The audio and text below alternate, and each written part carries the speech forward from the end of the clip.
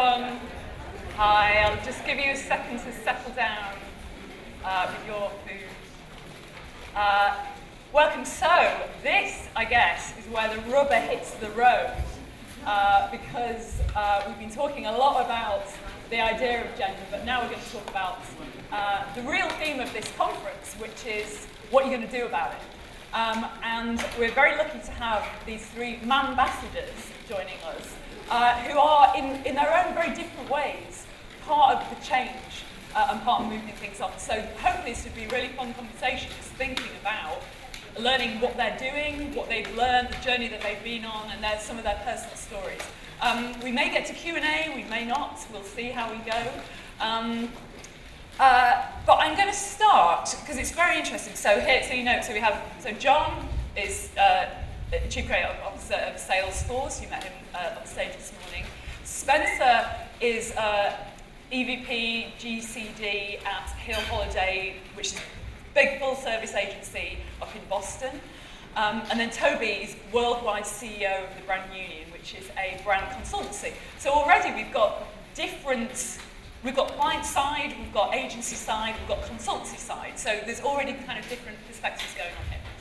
But I just wanted to start by setting the scene a little bit before we get into the action, and just hearing your own story of your career into the industry, because there's different gender situations in different departments, because obviously 3% refers to the creative department.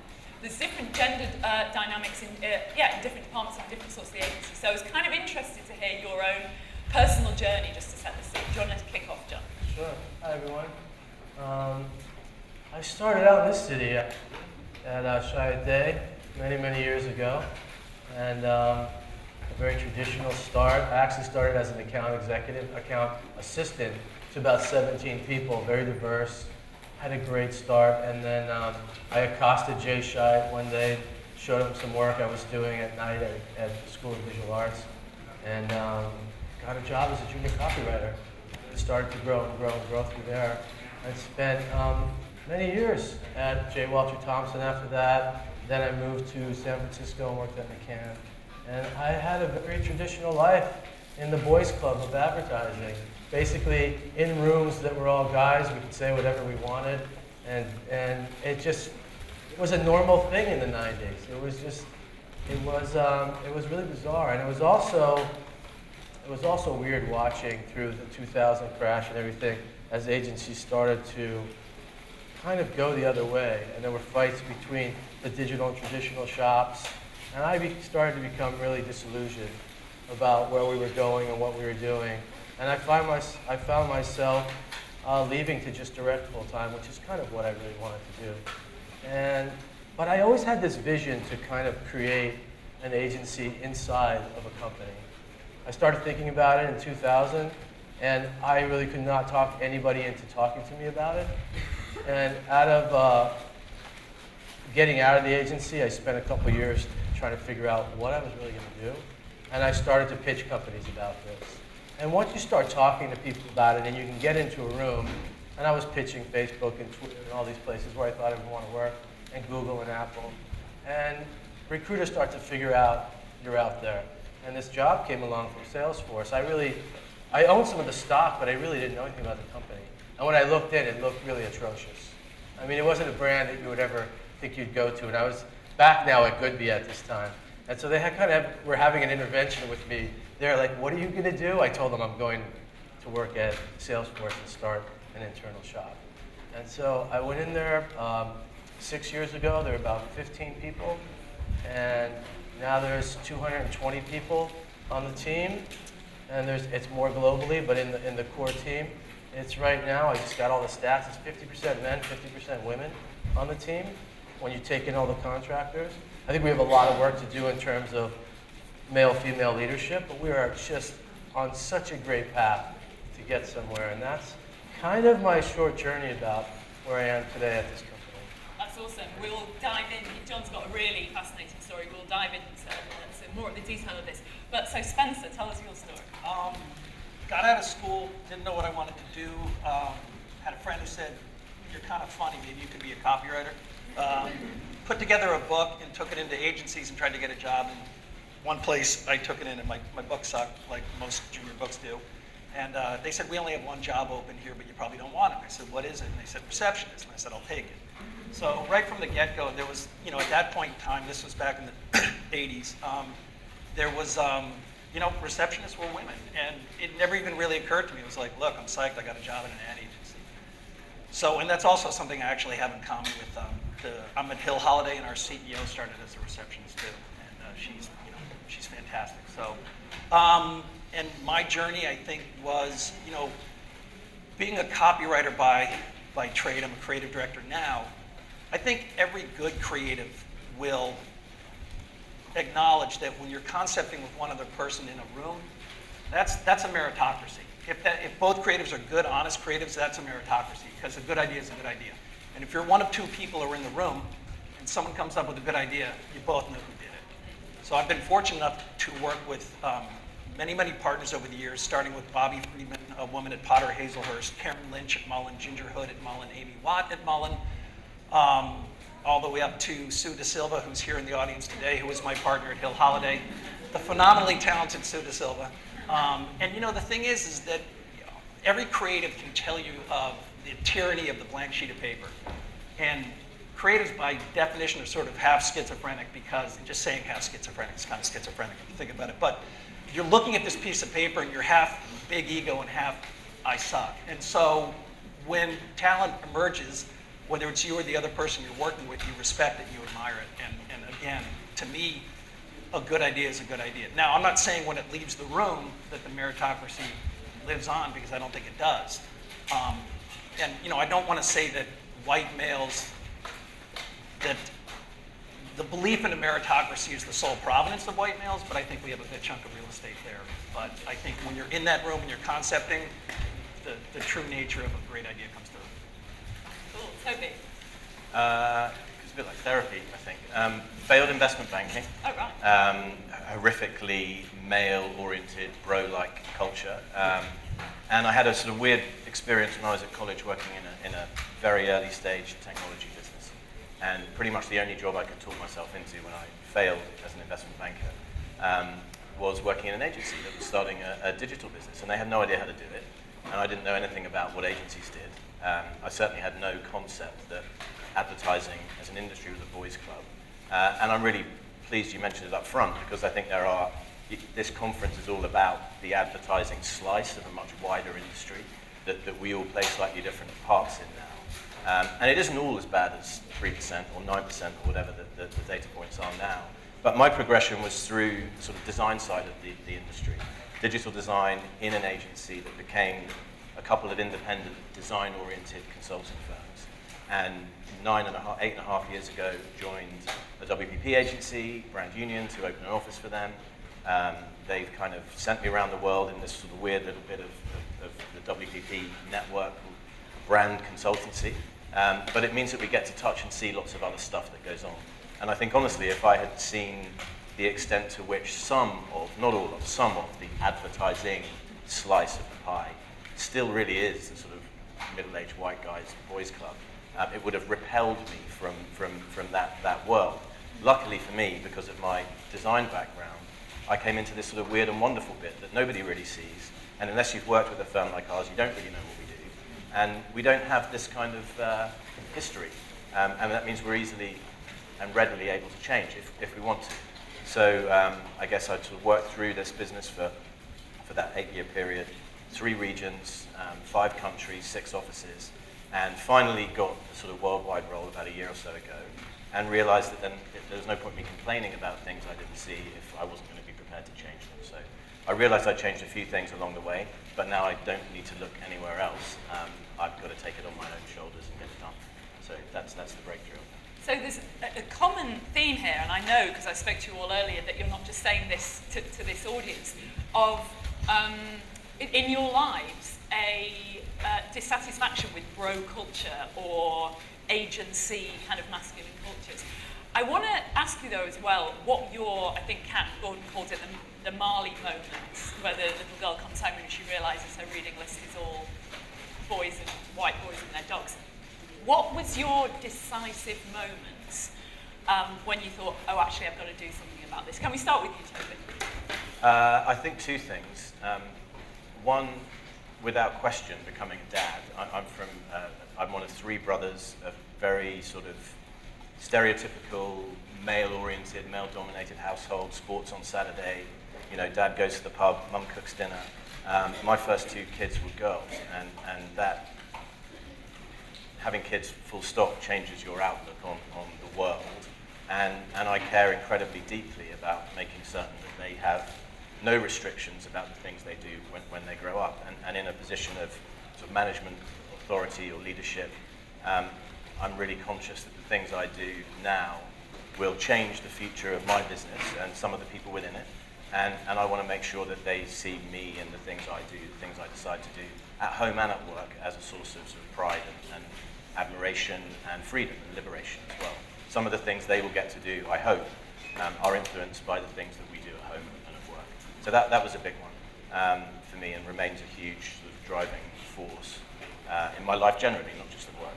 And secondly, you know, my mum and all her family are Scottish, and anyone who has any Scottish roots will know that there is a deep sense of dissatisfaction with life in general, and a huge chip on our shoulder about being this sort of weird, cold bit of Northern Europe.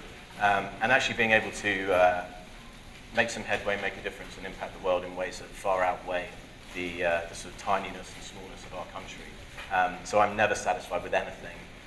Nothing is ever quite good enough, and I always think there's somebody behind me about to take over doing the things that I'm doing. And I really hope that does happen, and that in my world, that should be a woman. Spencer? I don't think there was any really big blinding epiphany. I did, the first time that I became, you know, I think that most bias is not, it's not malicious, it's more of a sin of ignorance or oversight or self-involvement. I'm not saying it makes it right, but I think that that's a lot of times the case. We're very competitive, worrying about our own careers, and to take the time to really care about other people sometimes is difficult. But when I was at Mullen, we were doing a Super Bowl ad for the launch of the Oxygen Network, which was one of the first network targeted solely to women, started by Marcy Carsey and Geraldine Laybourne and Oprah Winfrey. And my partners on that were Kara Goodrich, who's a brilliant writer with BBDO, and Amy Watt, who's a brilliant art director with Mullen. And the three of us worked on it together, and I remember the client communicating to Edward Boches, who was one of the chief creatives there at the time, that they were a little bit skeptical of a man working on a Super Bowl spot for the launch of a women's network. And it may sound incredibly ignorant to not be aware of it. I guess I was always tangentially aware, but it was this little moment where it's like, that's odd to be judged on something that's out of my control and something that I didn't perceive as a negative. So it's just this very small moment. And really, I think since then, I've been fortunate enough to work at companies where if they were rooted in bro culture, it was mostly a thing of the past. So. John? It's just a collection of many things. But first of all, you've got to be a complete asshole to have 3 daughters and not have that change your life. And I have 3 daughters. They're 2, 4, 6. I really, at the moment my first daughter came to be, anybody that knows me knows that I talk about this all the time. I really didn't know my purpose in life. I didn't feel anything in many ways. And in 10 seconds, when I saw that little girl, I really realized what I was doing here. And that really was just magical. I think if I go back a step, my wife says it best, you were a horrific boyfriend, but a phenomenal husband. And when I made a commitment to my wife, and that was a big moment for me because I was never thinking that I would ever get married, I made a bigger commitment than I ever realized. I made a commitment to so many things because I finally was able to see all of the ridiculous shit that I had been doing my whole life and the way that I was thinking and just so much. So my wife is such a huge part of that. I also have amazing women that have worked with me or for me along the way. And seeing them treated differently always bothered me. And I have this woman that works for me. She's phenomenal. Her name's Katie Rinke. She's our executive producer. And I remember our life together at McCann Erickson and how I saw how she worked and how people treated her. And then she was one of my first hires at Salesforce. actually, my first 3 hires were women. I unconsciously hired just the 3 strongest women that I knew outside of the place. But to be able to give her this different kind of career inside the company now and have her be one of my top leaders is just really, really special. But so I think it's an evolution. It's the dedication to be a better person all the time, to have a wake-up call by strong, powerful women in your life. I'm blessed to have a mother that has just kicked her ass and just so unbelievably strong. My sister is a brilliant, powerful, unbelievable woman. I'm surrounded by it, and like I said, I'd be a complete jerk-off in every way if that didn't affect me in some way. But I do think that it took longer than it should have. Okay. If I could be honest to all of you in this room, for whatever reason. It is therapy. Yeah. Therapy, yeah. Okay, so we've set the scene, you've got a measure of who we've got on this panel now. So let's get now into action, what you guys have been doing. And I would actually love to start with you, John, because I think what is different about your position versus Toby and Spencer's is that you had a blank canvas. You started with your own vision from nothing of 15 people, whatever it was, and you had a very clear sense going into this of what you wanted to do and how you wanted to do it. I did. I really wanted to create something special. I really did. And I was so blessed to be at this company where there was something really special happening. I don't know if you guys know Mark Benioff, but he is he's like a Steve Jobs-like person.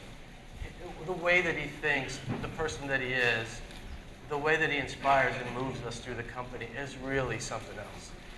But when I first met him, it was all business. He was doing these things on the side, but he wasn't mixing them into like the culture of the company in a way that can really be seen. And that's what I saw when I looked in. I looked in to a company, mostly I've been hired in the past, to create the perception of something, to sell more things, to create customer love.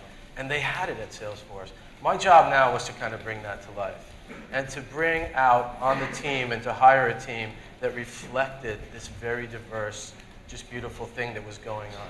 It was really hard work. It took like 3 years, but once I was able to show the company this, and did it a lot with a lot of films, we were able to really generate that inside the company, and then got its own groundswell, where today it's just who we are. So all these things we were trying to do on the side are really out in the open. And so we all have a mindset change that these things are important. 1, trust. That we have trust with our customers and each other, that everything is transparent. 2, that we have growth, and we're growing responsibly, and we're growing with all stakeholders and all people in the company, and we're all profiting together. It's just not a few people at the top. Everybody profits from the success of the company. And then innovation, that we're innovating in a sustainable way, so that we say this thing, the business of business is to create a better planet and a better world. So we're working in this vein. And finally, equality. And we just hired a chief equality officer. And I have to tell you how incredibly important this is to all of us at Salesforce, that we will go into a state that is trying to pass a law on LGBT rights, and we will go in there and we will fight them until they reverse that law. And you can do that from business, because what Mark did, and he only did this because our employees asked him to. It wasn't something he thought one day he'd wake up and go do this. But our employees said, Mark, are you checking out this law? I mean, you've got to come out here and do something. He goes, okay. And he started tweeting about it, and he got all the CEOs, friends of his, to go. And within 2 or 3 weeks, we reversed that law in Indiana. And that was a pivotal moment in the company where everybody could look up and feel something like, wow, we really mean business here. This is for real. And so that's the kind of place that we're building. That's the kind of mindset shift that we've all had. And I just think that every company needs to kind of think about that and get there. And it is not easy, but it has to start at the top. And we are blessed and so lucky. But regardless of that, even before it was happening, I was doing that on the team before I got the whole company was moving that way. So it's possible to have great change within, but it does start at the top. And I think I just spoke for about a half an hour. Yeah, Sorry about that, guys. I know. I will always want to hear more, actually. But so Spencer, so again, you're in a really interesting position here because, and you sort of just referred to it, but you are surrounded by some of the most strong women in America, actually. So, you know, Bank of America are sponsoring Many in this room.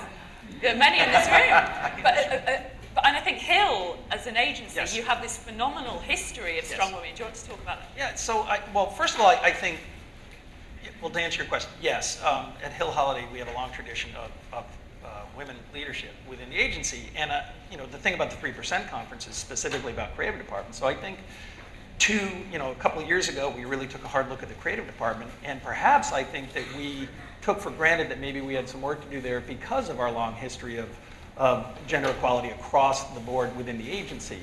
And I think that, you know, it's important to note that for a company to acknowledge that they need to get better at something is not an admission of some kind of atrocity. You know, I think that acknowledging, look, there's nothing, I think companies can get on the defensive and say, no, we're fine at this, we're fine at this. I think it's okay to say, you know what, we got to get better. We need to make sure that we're more gender diverse within our creative department. And I'm happy to say that over the past 3 or 4 years, we've done just that. And we have an internship program with just last summer. It's called Program 35 on the 35th floor, and started by Michelle Corcoran and carried on by our folks today, Tara Musgrove and Gail Neer.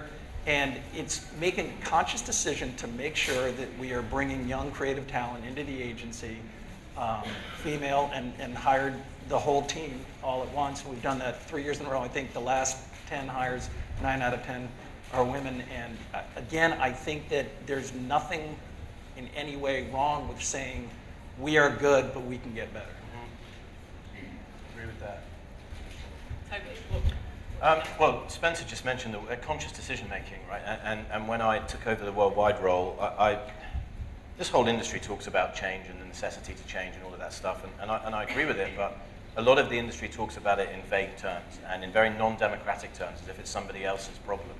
And I talk about it a lot inside my agency around, you know, every single decision you make is a chance to make a change.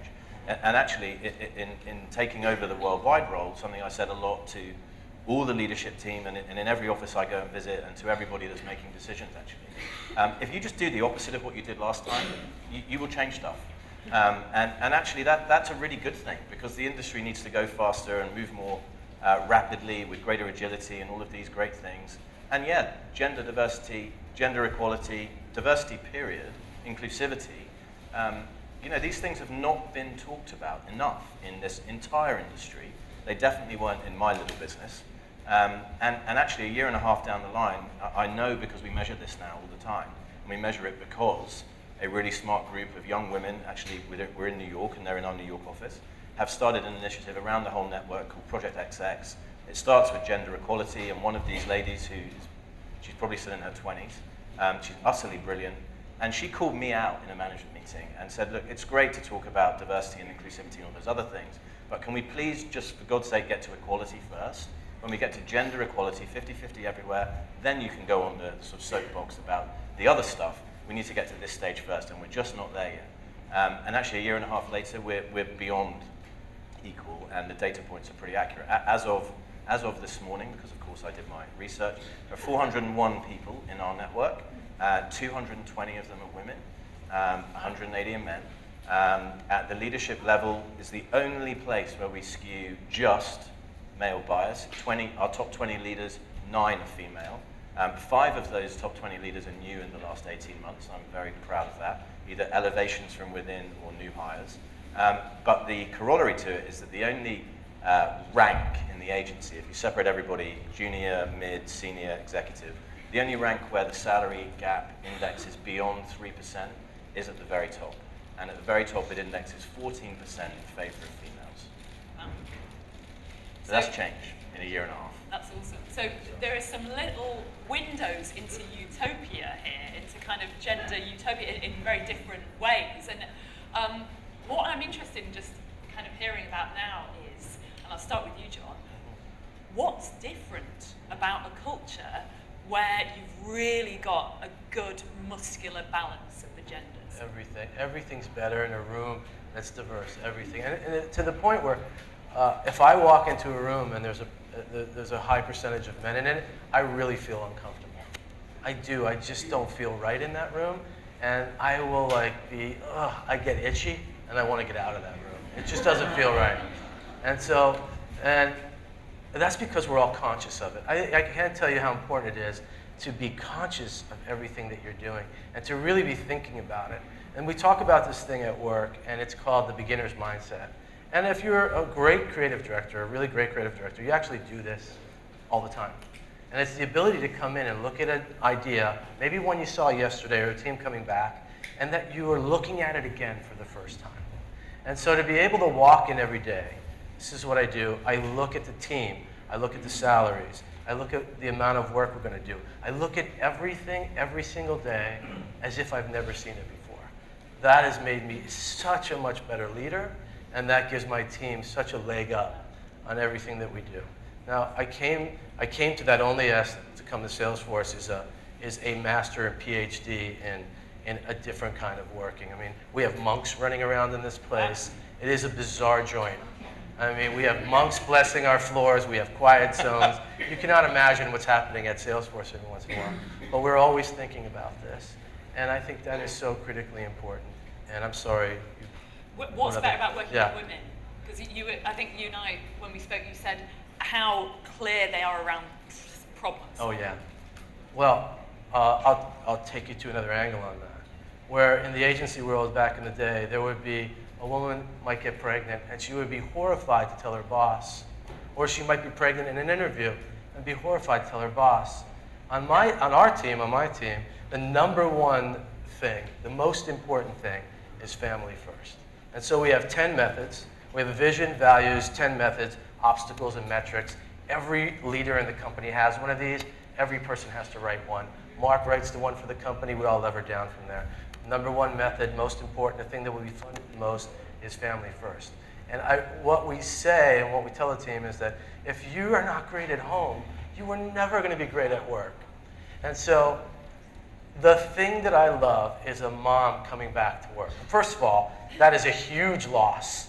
If an employee leaves for maternity leave and doesn't come back, that is a massive loss. Because there is no smarter, harder working person than a mom coming back into the workforce. I've seen that. I see it.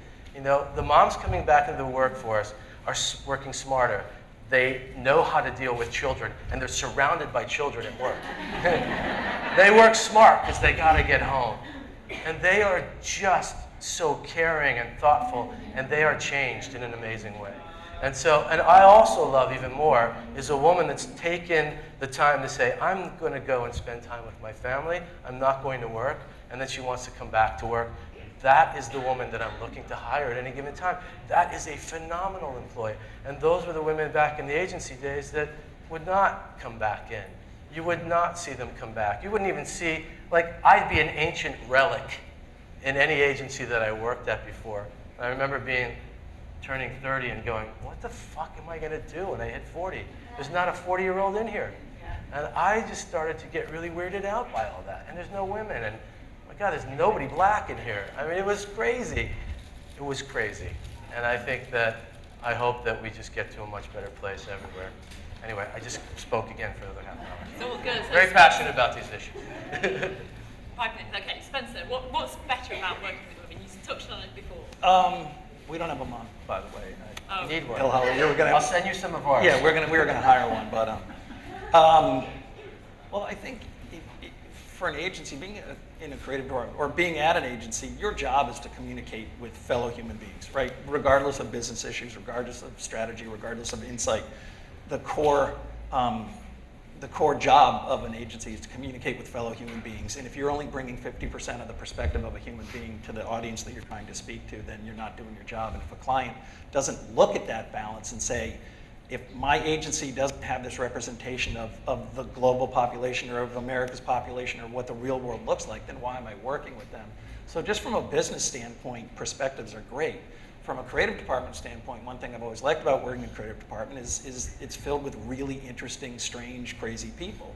And diversity lends itself to more perspective, more interesting people, different points of view.